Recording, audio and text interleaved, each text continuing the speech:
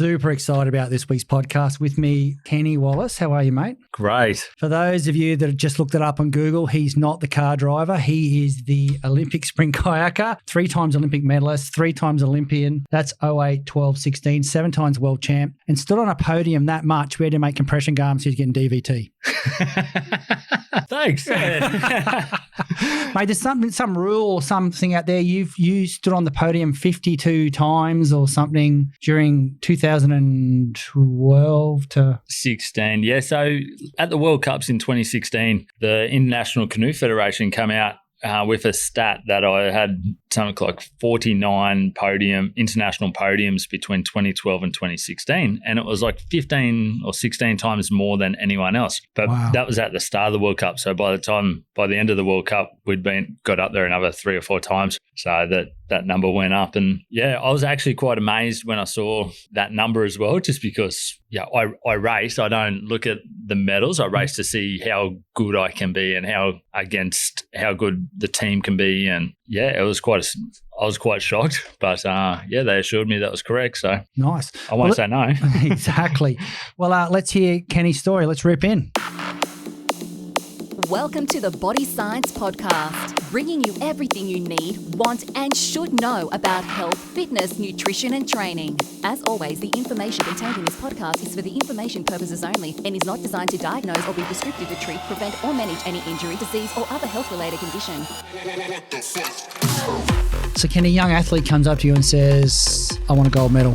What do you say? There's a few things that I'll say is that make training harder than the race. It doesn't happen overnight. Don't be afraid of the hard kilometres or the hard weights or the heavy weights. And the key part is don't be afraid to hurt yourself on a Monday. Don't be afraid to hurt yourself on a Monday. So, mate, for many years, you've used one of our proteins, and that is Nitrovol, lean muscle. Nitrovol, lean muscle every day. Get in there, kids.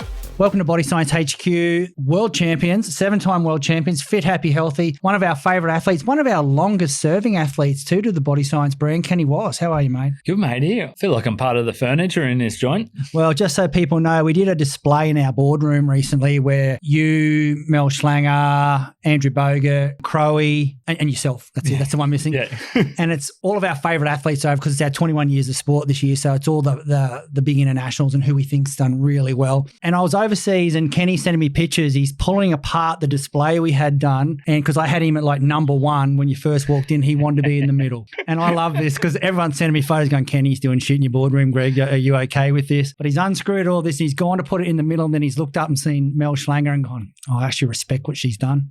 I can't move her. So somebody else got moved and some pretty big names in that list I just mentioned. But mate, it's great having you on board. You probably set the scene at Body Science with what is a competitive athlete. I mean, your approach to sport, and I'm talking back in the early days, was incredible. Like I remember one day I asked you, this is your podcast, so I'll shut up in a second, but I remember I asked you, what is it that makes you win? Like what's that secret formula you got? And the most dad-like joke came back I've ever heard.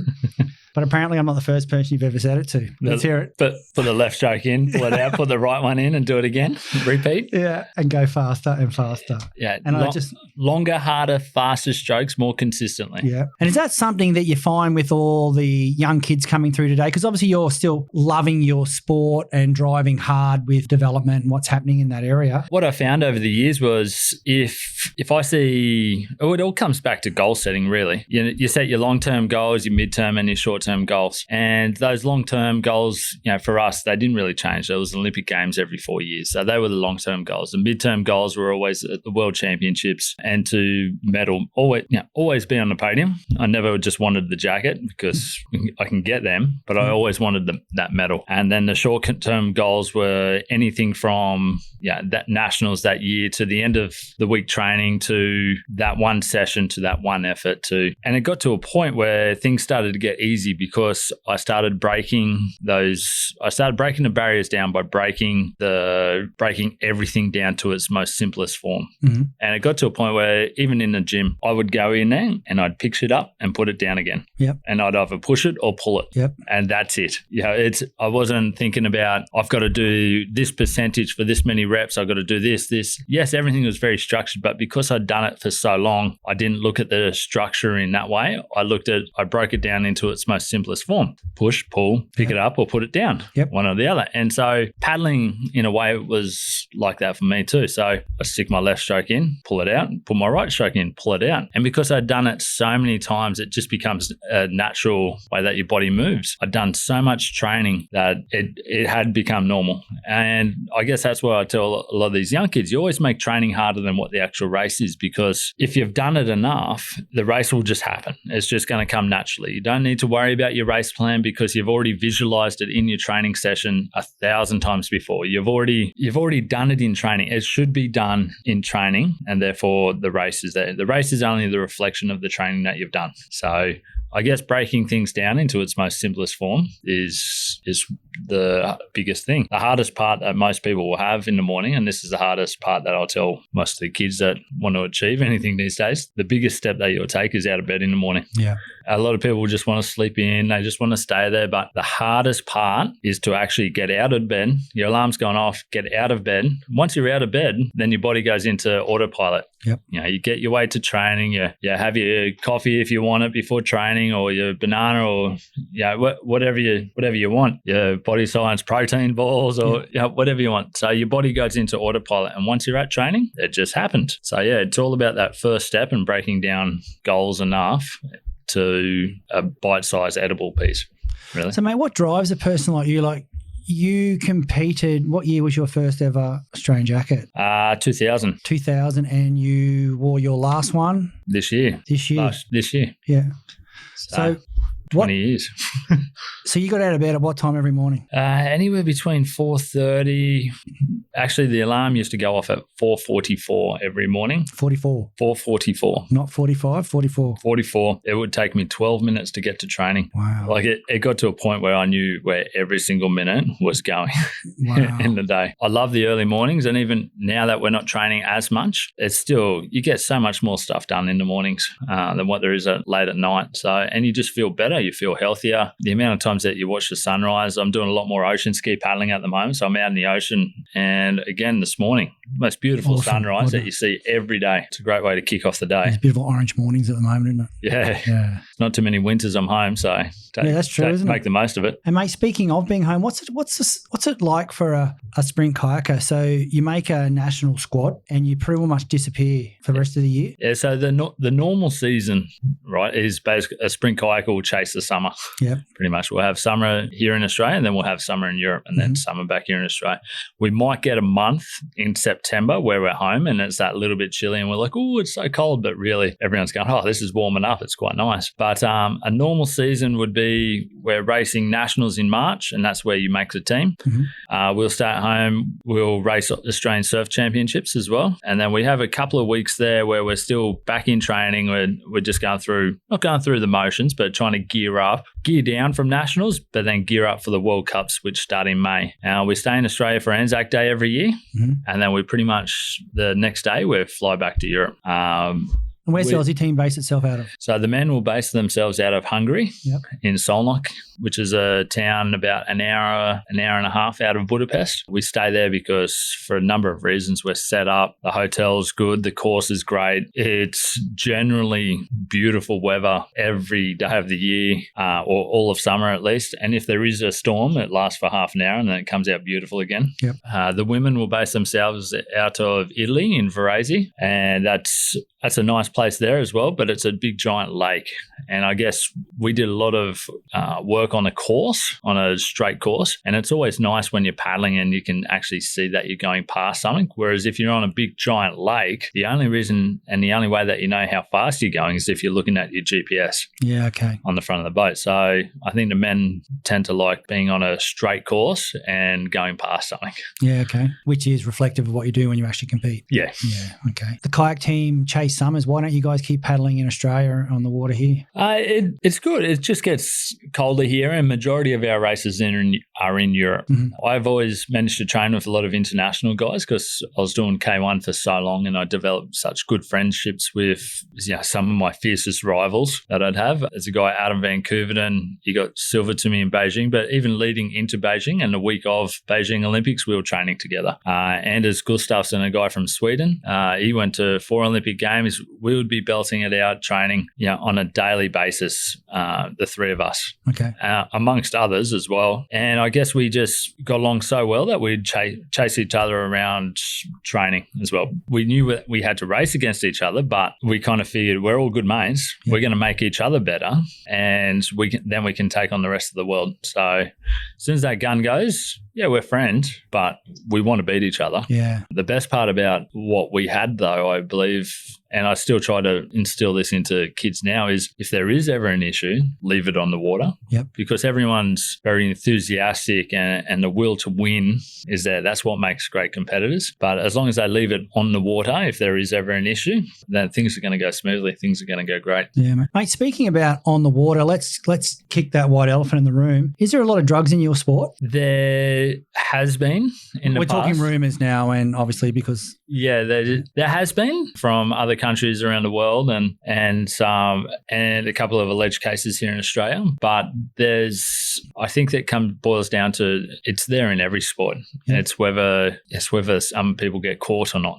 Yeah. For us here in Australia, we pride ourselves on being drug-free, and I've always stated that I would rather get tested every single day of the year to prove to everyone that you can do it drug-free. Yeah, there was newspaper articles, and I've been saying it for years, but I'd rather get tested every single day of the year because you can do it drug-free. I have done it drug-free, and companies like Body Science, who again, all their supplements third-party tested, it's that extra layer of insurance, and it's for us that we can take the supplements that we need to continue to train at the level that we do, because a lot of the time through Europe, we don't get enough food into us. Now, the biggest issue that we have is actually keeping weight on when we're overseas, punching 200 Ks a week, plus doing gym, plus riding about 100 Ks a week as well on top of that. The biggest issue we have is keeping weight on, and supplements is a way that we can. They're not for everybody, and they should be obviously used by a dietitian's advice. Yep. Kenny came up through the system, as you can tell. Yeah, I did come up through the system, and for a long time, our sport's been great. I think it was Liz who introduced us, wasn't it? Yeah, I think so. It was. We get taught this from a very young age, and it's up to the athlete's responsibility what goes in their mouth. Yep. Or what goes into their system. There's no one else to blame but ourselves. Yep. If we ever get caught or if we ever get done for drugs. That's just simply the way it is. So we get taught very young. So you have no compassion for people that are caught for doping? Not really. No, they didn't follow the system. Bad luck. Didn't follow the system. There are cases out there where people have inadvertently taken a supplement where it might be laced with something else. Yep. And there are cases, and I do genuinely feel sorry for those people, but it is also up to them to find the right supplier, to get it third party tested, to put it through the system, for every supplement that I have to record it. I take a photo of the batch number. Yep. I send it to our dietitian. I send it to the sport. And so everything's traceable. Yeah. And it's up to the athlete's responsibility to do stuff like that. Well, you're the reason that we actually put our testing certificates up on our web now, because it was just that much work keeping that shit together for you that we thought, let's just do it for everyone instead of just you. And I'm being honest, because how many piss tests do you reckon you've done in those years? That's a lot of people to wee in front of it. Do you hold some type of world record for I've weed in front of more people than anyone else? Yeah, possibly. I don't really care anymore these days. So just get it out. But are you a chatter or not chatter, or are you an angry? Oh, no, I chat away. You chat away. That would be very awkward for the person doing the test, wouldn't it? Yeah, and after a while, though, it starts to be the same people, which is quite funny. They turn up at your house, everything, and it's even funnier now with my family. I've got 3 kids, a beautiful wife. And because they want to watch too, the kids, wouldn't they? What are you doing, Dad? Oh, yeah, they're curious. They're curious to see what happens, and they're quite... They think it's quite funny. They'll sit there with a bottle of urine on the kitchen table. But we have the drug testers turn up. They turn up of an evening. I go, that's great, guys. I'm happy that you're here. You're just going to have to wait because I need to feed my kids. Yeah, exactly. Yeah, Dad. And they're great. They're good. They sit there. Once you get notified that you're going to get tested, they can't let you out of your site. Their site, our site. Yep. They have to follow you around everywhere you go, which is great, which is good. This is something if you want to be a professional athlete or if you want to be an athlete at that level, then this is part of the system. This is part of what you have to do. Yeah. For those people who don't actually understand what a urine test is. It's literally You have to piss into a little cup. You have to get 90 mils out. Yep. So there's plenty of times where we've done a lot of racing, Especially in summer. and you're dehydrated, and you can do partial tests, but it's a pain in the ass to do it. Like if you don't get the 90 mils, then there's more forms to fill out and everything else. But yeah, you got to get 90 mils into a cup, and then you need to pour that cup into vials. Yep. And you do it like I do it myself. Yep. And so you're watching not to spill anything, because you still need to keep your 90 mils. Yep. And once you put it into 2 vials, there's like a cap that goes on. You need a machine to break the cap. Okay. So once it's on, it's sealed for good. Then that goes into a little plastic bag with a little sachet, and then it gets sealed up and put away. Sometime on occasion we'll get blood tested as well. Yep. And so they'll have a nurse there, and you have to sit there for, I think it's for half an hour. You can't get tested if you've done sport within an hour or something. So you have to sit there for an hour basically. You can't sit there with your legs crossed. I don't know what that does, but you can't have your legs crossed. A range of things. Yeah. So, mate, how long until after you get a drug do they come back and tell you whether you are, or it's just you only get told the bad news? Not anymore. They used to get a letter back to say, "Oh, everything's clean," whatever. They've stopped doing that because I think they were just wasting too much paper. Yeah, that's a good call. But they will get a hold of you if something turns up. But they also now, where I don't know where it's kept, maybe in Switzerland somewhere, I don't know. But they must have a lot of my piss sitting in a fridge somewhere, because they keep your samples for 10 years. And the way that testing's going these days, there's new forms and new ways of testing, and we've seen it. Jared Walker, he got given the gold medal only just before the Rio Olympics, because they came back and they retested a couple of the samples from London Olympics. That's a technology advances. So they can retest for 10 years. So wow, so you've probably got a couple more medals in you then. Potentially. So I got 3 medals and 2 fourth places at the Olympics. So you never know. You never know. I don't wish it upon anyone, and I really hope, I do hope, but I don't hope that it'd be nice to have another medal. I make clean sports, but also at the same time, it's fulfilling. I'm happy with my 4th places, and I'd hate it even more if somebody in front of me got done for drugs and because they were cheating. Yeah, I'd feel cheated at the time, but you would, because you missed the experience of the time. You miss standing on the podium. What was that like, mate? Let's be honest. Standing on the podium and Olympics with a gold medal in your hand. How'd that feel? The first one in Beijing, the bronze medal was first. Yep. And to be honest, no one dreams about winning a bronze medal at the Olympic Games, just quietly. Everyone dreams of winning gold. So I remember when I crossed that finish line, for that split second, I was disappointed that I got the bronze medal. And then I went, geez, wake up. Yeah, you're a bit of a dick. Hold on a sec. For the rest of my life, I'm going to be an Olympic medalist. Exactly. No matter what happens to me, no matter where my life takes me, I'm going to be an Olympic medalist. And everything was perfect. Everything was great. I was happy. The guys that had beaten me were just as happy for me. The guys that were in the final, got 4th, 5th, 6th, they were happy for me. Yeah. Everyone was ecstatic. I saw my family up in the stands, and wife was up there. Everyone's up there. Everyone was ecstatic that I'd managed to get on that podium. And when I got on the bronze medal, I was like, okay, this is great. I'm standing on the podium with 2 other heroes of mine, 2 guys that I idolized. This is awesome. I didn't bring a towel to get changed into the Olympic tracksuit, so there was a few Chinese women standing around in the tent, and when I got nude, they kind of ran out pretty fast, but it was pretty funny. And then the next day, though, I learnt my lesson. I put a towel in my bag this time. Yep. I remember that gold medal, they announced my name, and you see a lot of people jump onto the podium. I took slow steps because I wanted to savor that moment. Yeah. I just wanted it to slow down, because we'd worked so hard for so many years and years to dreaming about that. And I knew after the day before, it goes so fast. Like, you're up on the podium and you're off the podium. Yep. And it happens so fast. So standing on the gold medal, I just wanted everything just to slow down. And it's amazing. You don't really know what to do. You don't know whether to put your hands up. You don't know what, I was waving at the family. It's quite weird because the TV is broadcasting you to millions of people. Yeah. You know that. Probably a few more than that, actually. Yeah.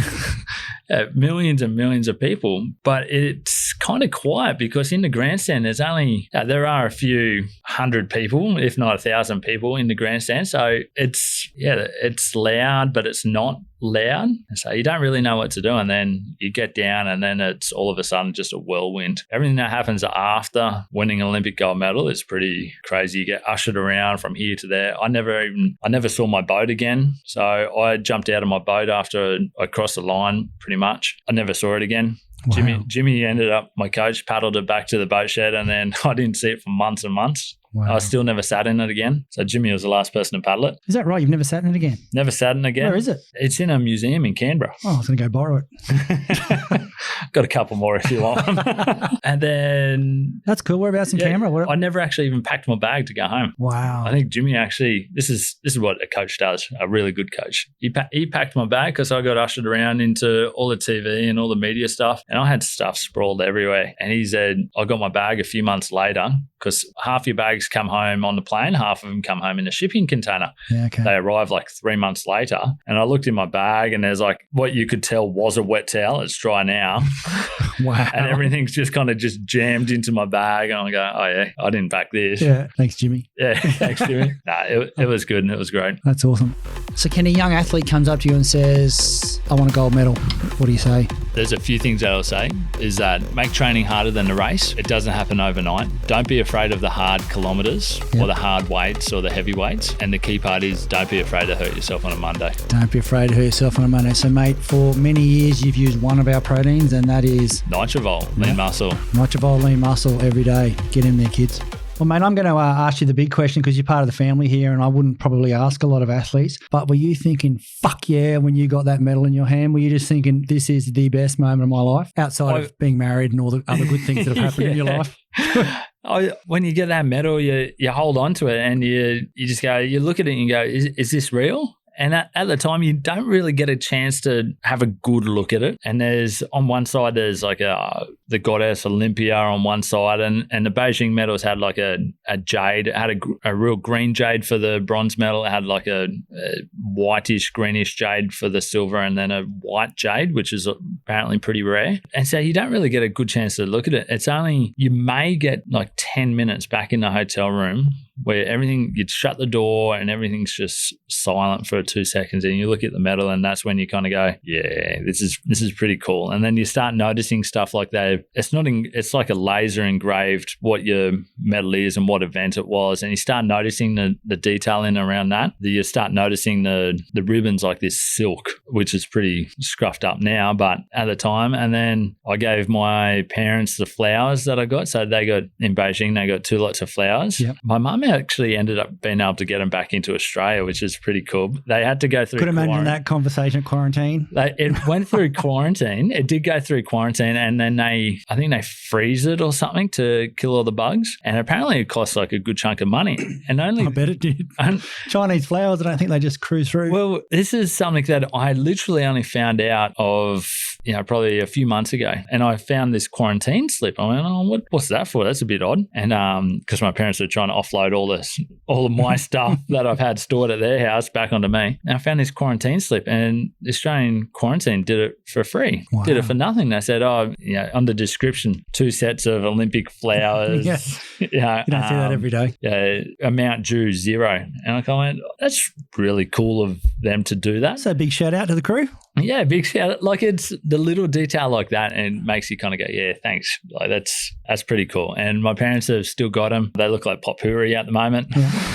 Everything's falling apart, but yeah, it's pretty amazing. What was the single biggest change that happened to you after a gold medal? Walking down the street and people knowing who you are, and a lot of them won't actually come say hi or do anything.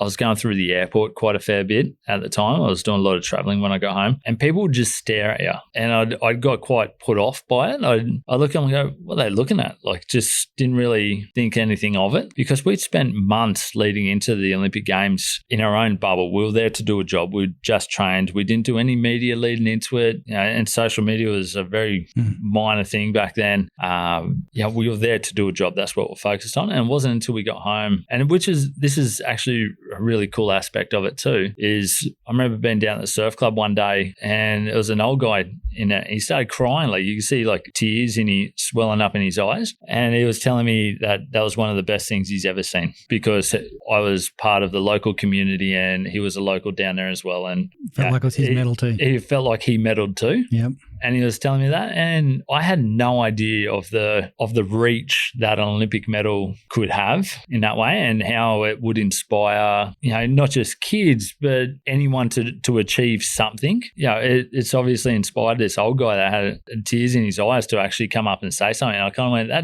that's really cool. And that's probably the first moment that I really grasped what we'd done. When you first win that medal, you kind of go, yeah, this is cool. Like, this is something that I wanted to do, but you've got this medal and you don't really know.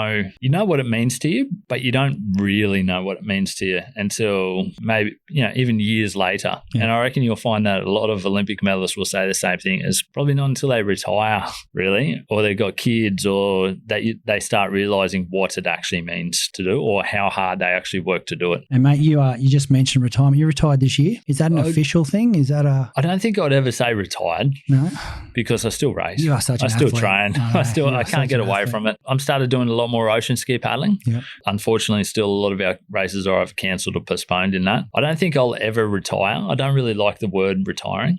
I don't think I'll want to go and spend the months overseas that I used to, being part of the national team there. I love it, but also at the same time, with my family, with my kids, I want to spend time with them. My kids are starting to get older. I've got a 7, 4, and an 18-month-old, and things are starting to get fun. Yeah, they are fun. They're busy. It's hectic. So it's pretty crazy, but it's something that I do enjoy and I want to be a part of. I want to show them some of those Olympic ideals that I've learned over the past. I want to show them what sport can actually give you. I don't care if they never pick up a kayak paddle, although my oldest son actually loves paddling and my middle one actually does as well. I don't care what sport they do, as long as they do some sort of sport. And they don't have to do it forever, but you learn so much out of being in a sport, either an individual or a team sport, that you can take into life after sport. Teach you how to treat people, teaches you respect, teaches you honesty, resilience. You get the list goes on of what sport actually does for you. So anytime I can get my kids out to be active and healthy, fit, happy, healthy. Yeah, bring that on. It's what I want to do. Yeah, we love it when they come in. We remember it for weeks. We get it every day now. They're cool kids, mate. They are so much fun. So tell me about being a dad. How's that?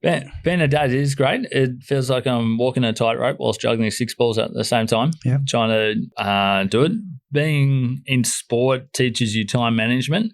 Being a father teaches you more time management. And there is not much time that you have to yourself anymore, but it's great. The older they get, the more you start to realize that, the afternoons aren't yours anymore. The mornings aren't yours anymore. The getting ready for school in the morning, it's easier in summer because we throw them in the pool quickly and they get dressed pretty fast after that.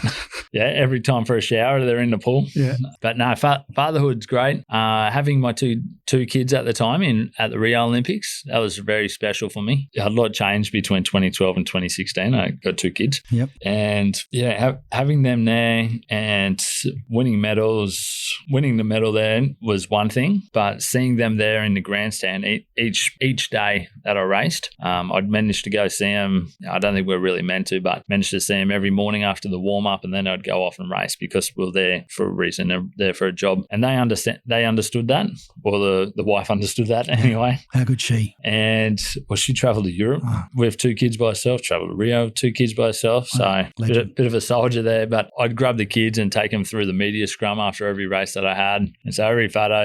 Yeah, some cool photos. Yeah, cool photos and some cool video that when they grow up, they can go, oh yeah, I did that. And I took the eldest one paddling straight after the race. He's paddled on the Olympic course. And yeah, that's awesome. Talking about paddling with my son, was at Nationals this year, my last race that I did. I somehow managed to squeeze, it was the open K2 200-meter race. Yep. And so I've chucked Nixon into the front. I've somehow slyly entered him into the regatta. Stop it. And so the last race that we did, it was with my with my older son. And then after the race, Did he pull his weight? he did pull his weight. He took off. He took off like the clappers, but it was pretty funny. He had the smallest body size compression shirt on I've ever seen. He had an Australian singlet over the top of that. His paddle had to look the same as mine, so he had the body size sticker on one of the ends. He's had an Oakley sticker on one of the ends. It was like a whole lot. He needed to be spun-oed apparently. Well, he is when he's ready. Yeah, and that was the last race that I did. How was that for you, mate? Was that just what was it like? Just it's good. It was sad, but also really happy. Yeah. Yeah, you kind of think, that's. Did you actually break a tear during that? Yeah, 100%. Yeah, you're a pretty emotional guy. You're a pretty hardcore athlete. Like when I talk to people about athletes, your name comes up as someone who's like resilient. Because you pretty much paddled injury free for all those years, didn't you? Pretty much. And if I did, it was only little niggles. A little bit of a tear going there at the moment, Kenny? No. Are you having a little flashback to that paddle? It's good because to be good at your sport, you need to be obsessed. Yeah. And to be obsessed, you need to live it and breathe it, and you need to be emotional with it. That's what you do. If you want to win at that, you need to be obsessed. And it was only in the last couple of years probably that I realized that I'm not obsessed with it. I love it. I genuinely love the sport, but I'm not obsessed because I'm obsessed with my kids. The obsession has changed and I'm obsessed with my family. And so that's when I started to realize that, all right, it's time to move on. And it's probably now since I've slowed up sport that the body's paying the price for it now. But it's an emotional thing because you lived it and breathed it. That's all I've done. High performance for the last 20 years. I've never not wanted to be on the podium, and there's not many times, it sounds a little cocky, but there's not many times that I hadn't been on the podium. So it gets to a point where that's what the expectation is. Yeah. And that's a self-expectation, and that's what you want to do. Mate, you talk about we before, and you actually said, when we won the medal, like who's the we in your life at that time? Obviously, Naomi, she's a massive part of that because you don't paddle without someone who's got the same beliefs in you at that level. But it's always a we.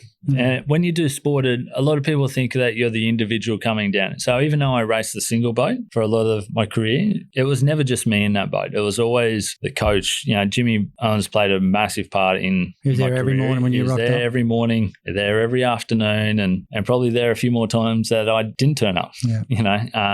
The physios, the massage, the biomechanists, the data, everyone. That's just within the sports side. And then you've got your parents that were there to encourage you every other day when you're younger to actually even get to a point where to make those teams. They're the ones that, they never pushed me to do it, but they'd always encourage me to do it. You'll find the best athletes will want to do it for themselves anyway. And then at the time it was the girlfriend, now wife, but she's grown with you. And for me, she was somebody out of sport that I could always talk to. A lot of people have girlfriends or wives that actually do the sport as well. Mm-hmm. I'm glad I don't, because it was somewhere that I didn't have to compete. I didn't have to win. Nice. I still always try to beat her. Yeah. I still try to win, and I do. No, she beats me. She deep down, I just keep telling myself awesome. that. It was somewhere away from the sport. So when I say we, it's always a we. And I think that's where some athletes always get lost, that, I did this and I did that. And it's like, no, it's we did this, we did that. They might not be the ones coming down the course, or they might not be the ones actually running down the track, or whatever it is, but it's always a we if they look deep enough into it. Mate, what's it like when you talk about this we level to go to the next level up? When you paddle, we all watch it on TV going, come on, Kenny, come on, Kenny, come on, Kenny. And I think every gold medal, every silver medal, every bronze medal earned by an Australian athlete, it's part of our DNA to believe we're part of that medal.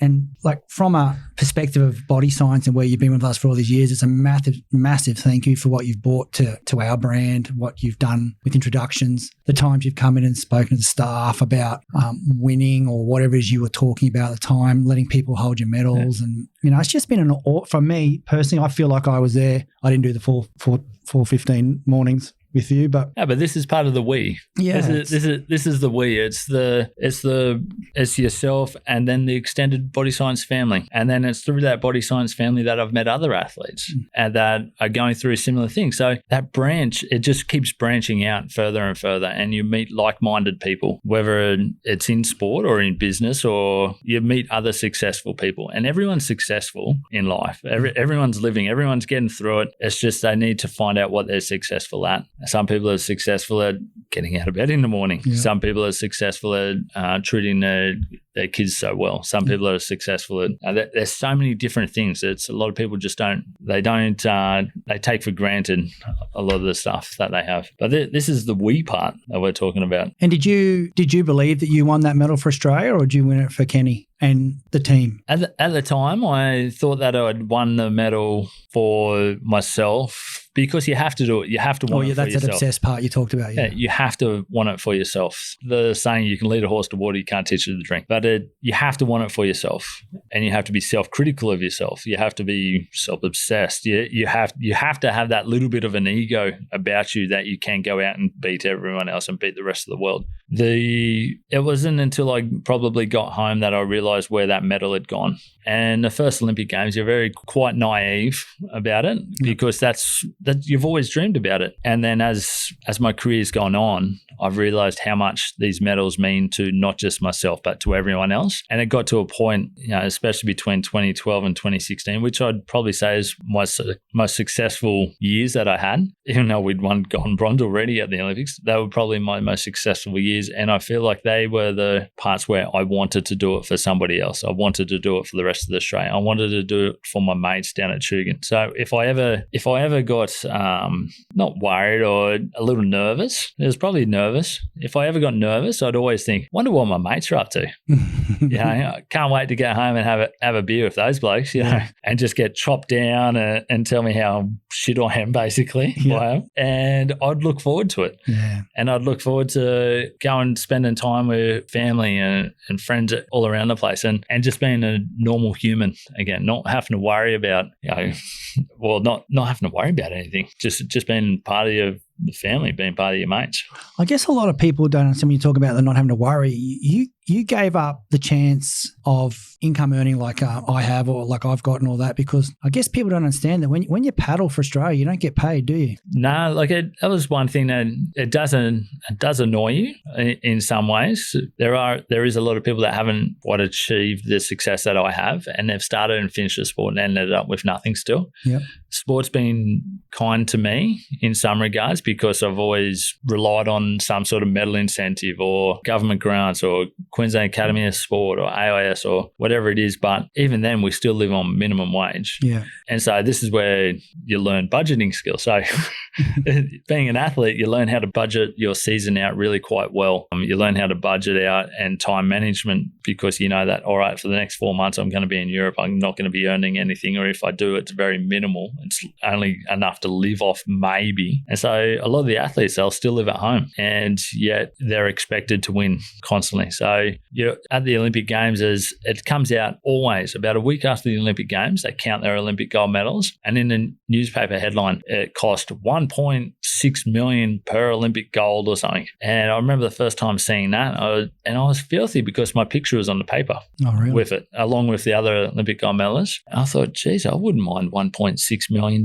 Yeah, bring that on. Even if I'd take $1 million if my training costs 600,000, whatever it is. And people don't realize that we might be living off between 40,000 to maybe 50,000 a year if you're good at what you do. And a lot of athletes will be living off about 12,000. So that's just what you do. So you can't deny athletes that they don't do it for their passion. Yeah. And unfortunately, that's in a lot of Olympic sports. It's not in a professional code. So we don't get paid like the footy players do, or the cricketers, or even soccer. So we do it because we love it. Did you ever like the idea that the Olympics is every 4 years, or was that something that, because you talked about your short, medium, long-term goals there, and how you periodized what you were doing, is that the pure love and the pure joy of being an Olympic athlete for someone who's never? I would exchange every other one of my 7 world championships for one more Olympic medal. Yeah, okay. Yeah, to win an Olympic Games is something different. To win an Olympic medal is something different. To race at world championships is in some ways easy, because you know it's going to happen again next year. Yeah. Worst case. So there's always a safety net in there. To win an Olympic medal, a lot of people will get 1 chance. If they get 2 chances, it's they've done well. If you get 3 chances, it's like, all right, you're just old. But and there's people that have gone to more Olympic Games than me, but I'd swap every one of my other world championship medals or every other medal to get that one more Olympic medal. It's not, a lot of the time at the Olympics as well, you might not see the fastest guy win. You'll see the person that's raced the race, the person that's turned up on the day and is the best at that day, that hour, that minute. Their prep's been perfect. All the ducks have just fallen into line, and it's on that day and that moment. And so to win an Olympic medal, it's something different. It's really different to win a world championship medal. And a lot of the time at world championships, we'll go there and I'll race multiple events. Whereas at the Olympic Games in Rio, I was pretty much the only person that raced 2 events. Okay, a lot of the time, people will only go there and race one event, and that's it. So there's a lot of pressure riding on one time. In Rio, the Olympics, if you won the heat, you went straight through to the final. Yep. We got second in our heat because a Serbian crew burned past us in the last kind of 10 meters, which kind of annoyed us. But at the same time, it was also a godsend because it gave us another chance, and it gave our team there another chance to actually race that Olympic final, because for a lot of people, that was their first race at the Olympic Games ever. Wow. So the more racing that you can do at that sort of level, the more you kind of go, oh, actually, no, this is normal. And it's good. For a lot of the first-time Olympians, I'd always tell them that, what would you prefer to win, your club championships, your weekend race, or the Olympic Games? And they'll go, oh, the Olympic Games. I go, but you still want to win your club championships too? And they go, yeah. I go, it's the same thing. It's a race. The distance doesn't change. There's a start gun. There's a finish. There's a race plan. If you treat it like any other race, obviously go as hard as you can possibly, you will do well. If you get caught up in the Olympic Village, if you get caught up in all the hype, if you get caught up in everything else, you're not going to do well, because all your energy is going to be focused on that. Focus on what you're there to do and your job at hand. It's the same thing with nutrition, the same thing with drinking. A lot of people you'll see walking around before big races, and they're walking around with a drink bottle in their hand, and they just keep sipping on water, keep sipping. And they get, if it's a long distance event, they end up with cramps, 45 minutes later, and they wonder why. I said, well, would you normally do that on a daily training? They said, no. I go, well, it's the same. Do what you do in training. Your training should be harder than your race. Yeah. So therefore, do what you do in training before the race. And then they start doing that and they go, oh yeah, this is easy. Now, one of our good mates raced Nutrigrain for years, Ironman series, and he tried all the supplements and tried all the gels and everything else, and he could never really get through a race in good nick. I go, what do you normally eat for breakfast? And he goes, oh, Vegemite. I go, just have a Vegemite sandwich or Vegemite toast before the race. And sure enough, he started doing well again. So, nice. You got to keep things normal. Gotta love Vegemite too. Yeah. So, mate, in the boat before you race, are you talking to the people either side of you? Are you one of those people? Are you just slowly pissing in your pants? Are you listening? Are you got songs going through your head? What are you doing? If people will talk to me, I'll talk back. Yep. And I'll generally try to talk to people. I feel like and again, this is something that we try to tell our young kids. One of the most intimidating things you can potentially do is smile before a race at your competitors, because one, you're being nice and you're being a good bloke. Yeah. As long as you're a good bloke, that's the main thing. But in their head, they're going, is he smiling at me because he feels good and he's going to win this thing? Or is he smiling at me because he's just nice? What's it? And all of a sudden, in their head, they're more worried about you smiling than what they're there to do. Yeah. So in some ways, a smile is one of the most intimidating things. But I don't intentionally go out there to try and intimidate people in any way whatsoever. I love having a chat. And even mid-race, I love having a chat to people. I remember telling people, okay, I'm going to come past now. That sounds cocky, really bad, so don't say that. Hey, that's how it rolls. But I love having a chat because it relaxes things, and it makes us, we're there because we want to have fun. So, mate, post-Olympics, what's happening? You told you're doing some ocean kayaking and all that type of stuff and staying in the fun zone, but what's Kenny up to for the next few years? So my job at the moment is with Paddle Australia, doing a lot of their national pathways development coordinator. Yep. And which is great. I feel like I love giving back to the sport. And if I can pass on one piece of knowledge, if I tell kids 10 things and they remember one, I feel like I've won. Yeah. And I've done my job. So that will be me for the next few years, watching the kids grow up, getting them into sport, getting them into swimming. Swimming is a life lesson that I feel like every kid should learn how to swim, because later on in life, when they go surfing or do whatever they do, and at least they can swim. And that's pretty much it, really. I just, at the moment, just taking one step at a time. I love talking to a couple of the young guys on the Olympic team going for Tokyo. I love trying to mentor them. And when I say mentor them, just give them a heads up on things of, this could potentially happen. And if it does, do you have a scenario for it? Yeah. And helping them to try and visualize through what's going to happen in the next year now. My little sister's also made the team, Bernadette Wallace. So there'll be another Wallace at another Olympic Games, which is sensational. She in herself's got a story of her own, which is quite incredible. I'm really proud of her. So constantly chatting with them, and I love trying to, I guess it sounds like a cliche, but give back to the sport. Yeah, mate, that's the plan. Anyway. I love that. And you're that type of human too, mate. Everybody knows that you'd want to do that. So just on finishing up, Kenny, what's the number one question people ask you when they first find out you're Kenny Wallace, who won an Olympic gold medal? What's the first thing people ask you? The G-rated version or the... No, let's just roll it out how it comes. A lot of people want to know what the Olympic Village is like. Yeah, okay. And what athletes get up to in the Olympic Village. That's one of the questions that we get asked if they've had a few beers. That'd be a different podcast. That's a different one. One that never went to market. They'll never, yeah.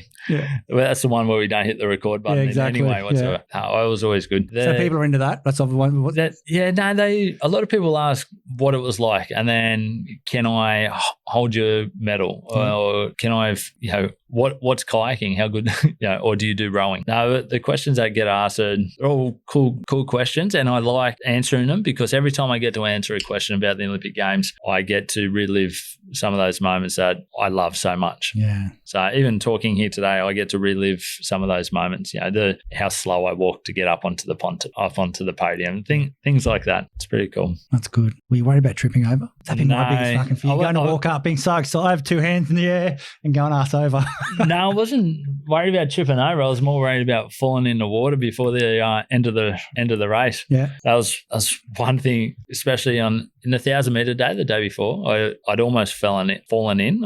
I believe I pulled up into silver, and then I had a little stumble, and with about 30 meters to go, and I dropped back into bronze again. And then the next day in the 500, in the last 100 meters, it's just there. There's the finish line. Don't fall in. Yeah, mate, the 500, how long does that take? About a minute 30, in between a minute 35 and 37, depending on the wind. If somebody sneezes at the end of the course, you'll go 2 seconds slower. Wow. And how far into that do you take your first breath?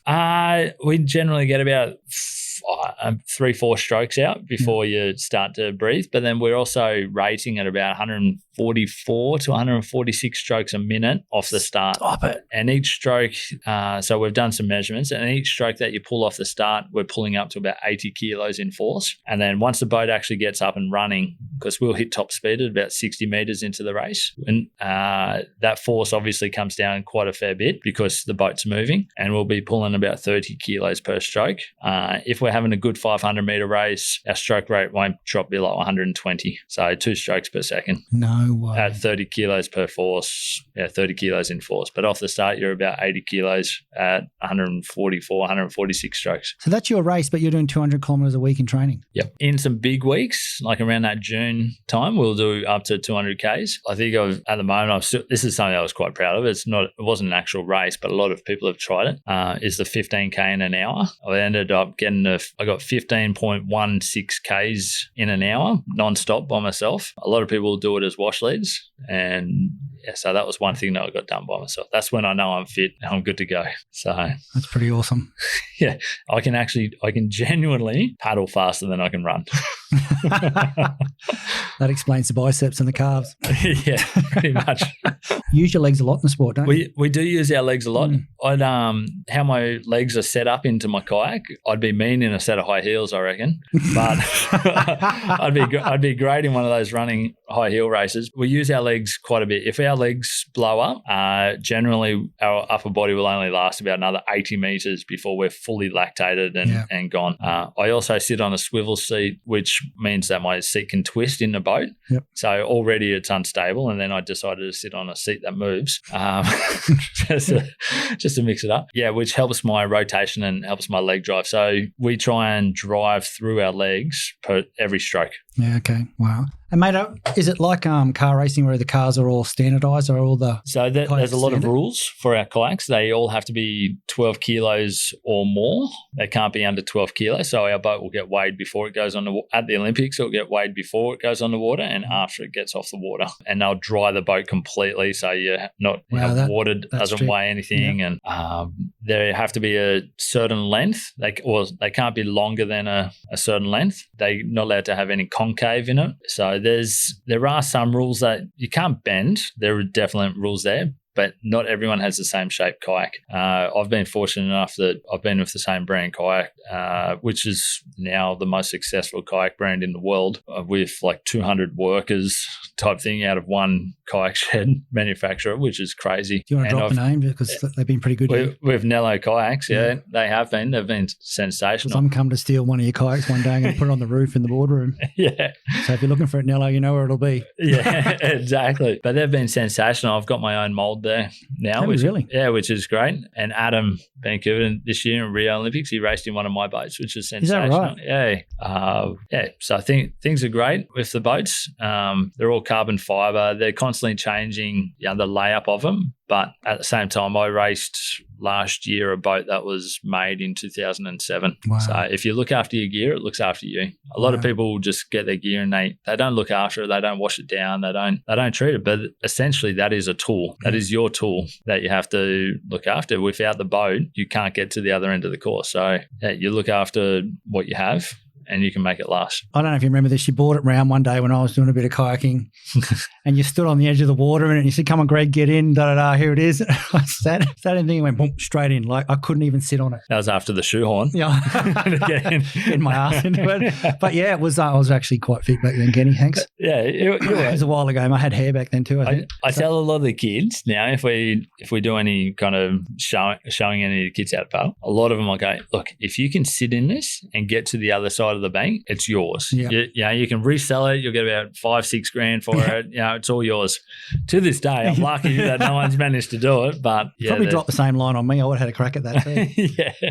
But mate, look, just in finishing up, there's one thing I want to say about Kenny that I'll never ever forget about any athlete that I've dealt with is I remember in the early days back when we were coming on board and you were coming on board to the brand and this and that, and I've gone, "Oh, Kenny Wallace is a bit of an athlete, this guy's going to go all right." I had a lot of people had told me how good you were as a human and as an athlete. And I sat there and I said, "Mate, what do you need? Like, what is it you want from Body Science back in the days?" And things were tough back then. Like we were a small brand. We still are a small brand, but we like to bat big in sport. And you said to me, "Mate, I don't want you to do anything for me. I don't want any money. I want you to put that back into the kayak team that I'm with." And so for years, we supplied his basically Australian team, wasn't it? Yeah. The Australian team with that nutrition because you said that one line. And we've been together forever since that day. Like it's one of the most amazing, non-selfish things I've ever experienced here at Body Science.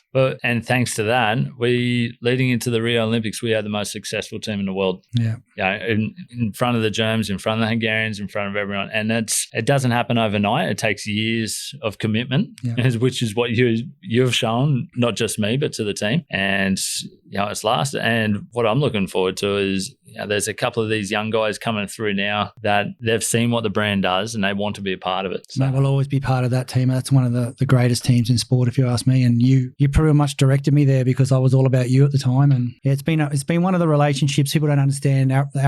My personal relationship with you is something that I will forever remember. It's been I don't know how many years. I couldn't even put a starting date on it. 2099. Yeah, 99. Yeah, it wouldn't be long after that. Wouldn't have been long after that. Was it at Miami? You had that Ford Falcon U. Someone's been watching our Insta. No, I remember I was getting flashbacks. You had this brown Body Science hat as well as like this leather front one. There's one just over there under my desk. Yeah. Probably. There is. Yeah, I remember walking into the store there as well. So it was great. I remember racing the Australian Surf Champs with it. You were looking after Kai Hurst as well, one of my good mates. And hasn't he gone to do some cool things? He has. He's done some amazing things and he's still doing some amazing things now. The best part is his son and my son get on like a house on fire. That's awesome. So it's sensational that not only have we been great mates, but also now our kids are good mates too. So and it's through these connections that you've provided as well that we get to grow as a family. I love it, mate. I've loved the journey and I'm so excited about your next journey and your sister and the kids and where it's all going, mate. I think the Wallace name will be in the Body Science brand for a long time. Yeah. Hope so. Thanks for coming on board, mate. I'm I'm really glad that we got to catch up and have this podcast. It's been a while on the take, and we tend to turn up to the football together more than we do podcasts. So, Yeah. And it's nice to see your family growing, mate. Like, you're just one of the good people in sport. Cheers. Thank you. Thanks for having me. Always, like always. It's all right. And Can't get rid of me anytime soon. Here's the sound of medals, people. More than one. Don't know if you can hear it. But, mate, thanks for coming on board. Catch you soon. Thank you. Cheers. Mate. Bye. Today's podcast was brought to you by our partners in Fit, Happy and Healthy, ASN, Nutrition Warehouse, DY Discount Vitamins, Fat Burners Only, Evelyn Faye, Mr. Supplement, or find a retailer online at bodyscience.com.au/retailers.